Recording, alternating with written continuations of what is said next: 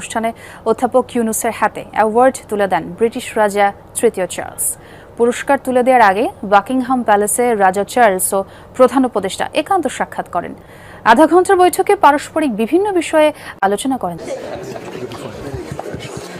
বিশ্বব্যাপী শান্তি, স্থিতিশীলতা, পরিবেশ, প্রকৃতি ও মানুষের মধ্যে সমতা প্রতিষ্ঠায় অবদানের স্বীকৃতি হিসেবে দেয়া হয় কিংস চার্লস তৃতীয় হারমোনি অ্যাওয়ার্ড। এবছর সে সম্মাননা পেলেন প্রধান উপদেষ্টা ডক্টর মোহাম্মদ ইউনুস।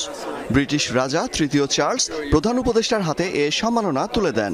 অ্যাওয়ার্ডটা একটা রেয়ার অনার ওনার জন্য।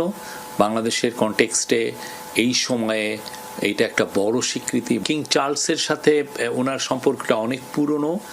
কিং চার্লস ওনার কাজের সম্পর্কে পুরোপুরি ওয়াকিবহাল। পুরস্কার দেওয়ার আগে বাকিংহাম প্যালেসে রাজা চার্লসের সাথে প্রধান উপদেষ্টা একান্ত সাক্ষাৎ করেন।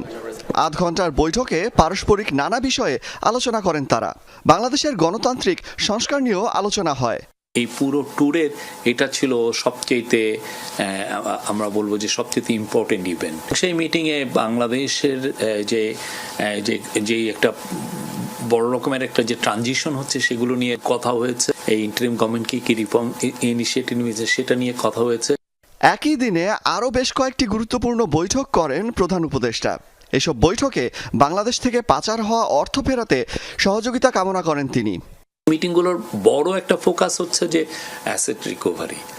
আপনি জানেন বাংলাদেশের থেকে শেখ হাসিনার প্রায় 16 বছরের আমলে $234 বিলিয়ন সাইফন অফ হয়ে গেছে, মানে বাইরে চলে গেছে। এটা অনেক দেশে গিয়েছে। তার কিছু অংশ আমরা জানতে পেরেছি যে ইউকেতে এসছে। তো ইউকের যারা এগুলো নিয়ে কাজ করে তারা আমাদের সাথে ভালো রকমের কোঅপারেশন করছেন। আমরাও আমাদের কেসগুলো তাদের কাছে প্রেজেন্ট করছি যে দেখো এই ঘটনা।